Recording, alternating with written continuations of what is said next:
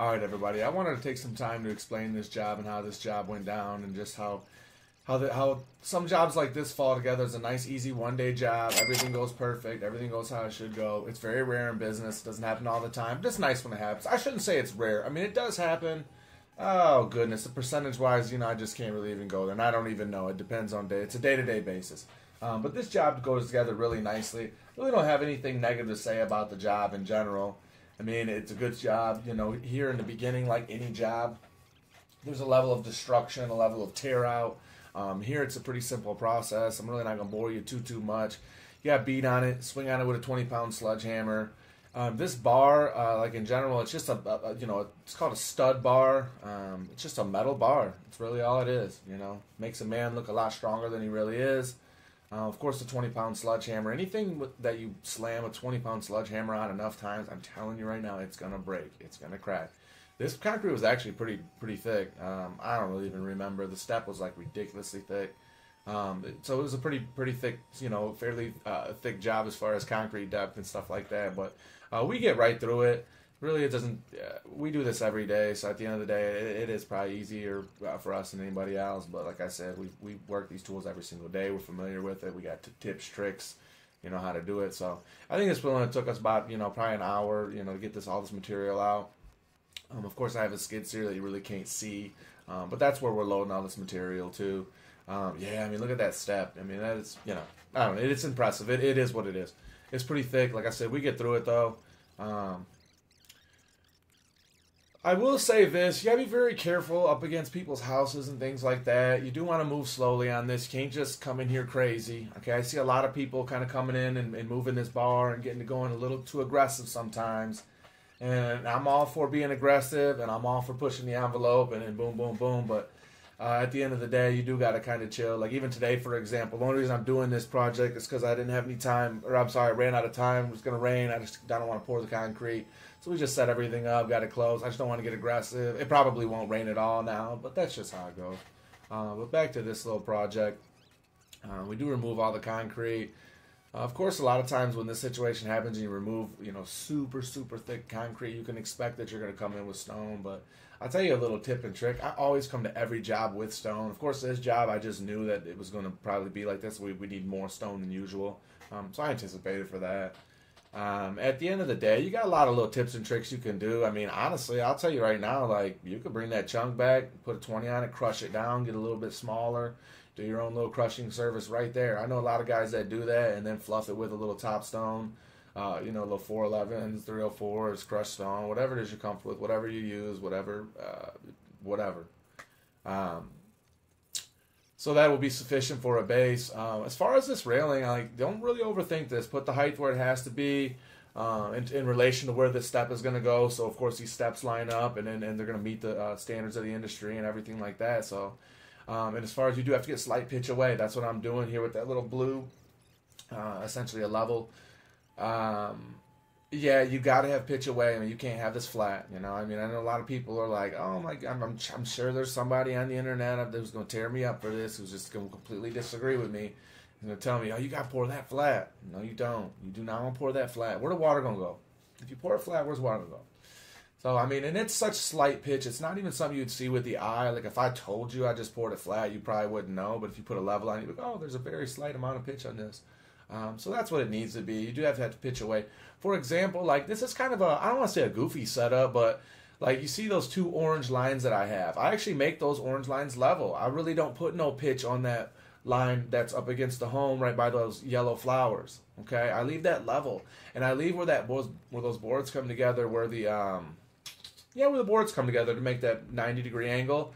That is the lowest point, so all the water is going there. So like if that kind of makes sense, that's our methodology. That's what I do there. I wouldn't really want to put a lot of pitch on that house like that. There really wouldn't be no reason to have water coming down up against that home. I can kind of just make that my lowest point and pitch it, hard to that corner. So, and if you have to put a little bit more pitch on it in that corner to make it sufficient and give you the pitch that you want and you're comfortable with, then you do that.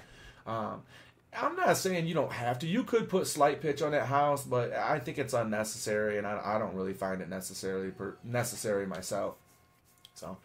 And once you're done with that, you're going to have to move on and keep tearing out. And God, yeah, that tree root did fight us a little bit. You know, it's part of the game, so you have to just move on. But the rest of it's just simple sidewalk beyond that point. You know, pitch it away from your home, match the existing driveway. Very simple things here. Not nothing I would, you know, I would say anybody can do that. Doesn't take a lot of skill level of training here. Dig out some material. You want to make room for a stone base, of course. That's what I'm big on a stone base. I don't like pouring on dirt. I ain't gonna go there. Everybody's got their own methods. I'm trying to be as respectful as I can. I don't agree with pouring on just dirt, but once again, I'm not gonna go there. Up top, you can see I'm like 12 inches deep, so like I got plenty of stone. I don't need to make no room for stone. I have plenty of area up there. It's low enough up there. The rest of this is fairly simple, guys. Just very simple railing. Anybody can do this. I wouldn't feel like you got to be an expert. Like I said, get your water, get your pitch away from your home. Pretty simple. We're coming in with the stone now.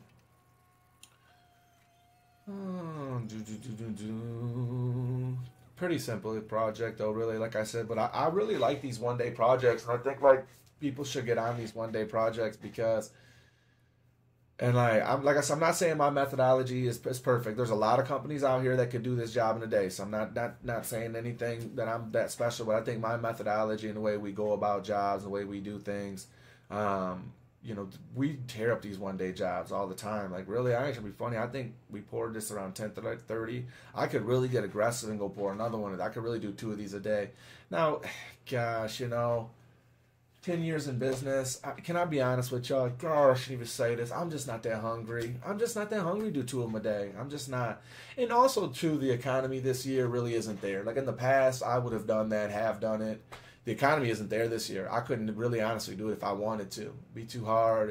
There's just not that plethora of work that has been in the past, and at least in the Toledo area. But I won't go into that. I'm sure it's across the board. I'm sure everybody is struggling a little bit more than they're accustomed to. But let me get back on this project. I'm getting off track. We obviously got to make a good pathway to get this power buggy in here because I don't want to shovel a bunch of this material.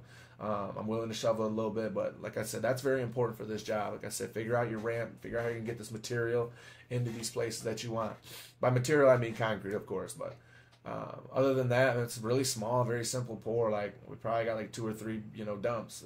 That's it, you know, so this is a very easy pour, what I would describe as a fairly easy pour.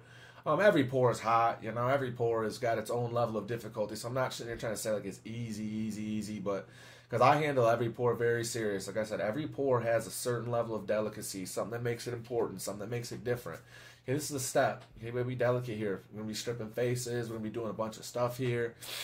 As far as stripping faces, like, you do want to be delicate on this. I'll do a separate video on how to do it. I mean, they're a little dangerous. They're not day one stuff, guys. Okay, I do a lot of stuff. I try to instill a lot of confidence in people. And you should be confident to do a job. You should be confident to do jobs and just step out here and be aggressive. And you can do concrete. Steps and stripping faces are a little tough. Okay, it's just a little tough because just the margin of error. If something bad happens with the step, you're gonna be in a bad place. But honestly, after you watch enough of my videos, man, and start slow, man. You can do it. Once again, don't let me scare you too much. You know, be confident. Like, you can do it. You know what I mean? I just take my time here, slowly get it out. Wait. If anything, just wait longer. Okay, just wait longer. You know, use a sponge. I don't even know if I use a sponge here. I think I just use a mag. Honestly, I don't even need a sponge. A sponge is really a godsend, guys. Like, for steps and just in general. Like, I know it seems weird, but just get a sponge. Like, just get a sponge. It's gonna help you so much.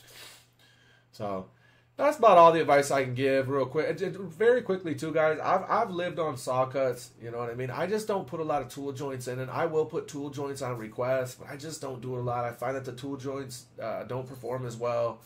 They don't look as well. Bumps, handicap, bikes, things don't go over tool joints as well. So that's why I don't do it. So hey, but hey, beat me up in the comments below. I hope this video was helpful in general. I hope it brought some insight to concrete, or, you know, just helped a little bit. A project like this, somebody could pull this off. You know, you don't got to give somebody like me, you know, 4 or 5, whatever thousands, however many thousands people are paying for jobs like this. You can do them yourself. You can be confident. You can pull this off. So, like I said, that's all I got. Comment below, like, subscribe. I'm out.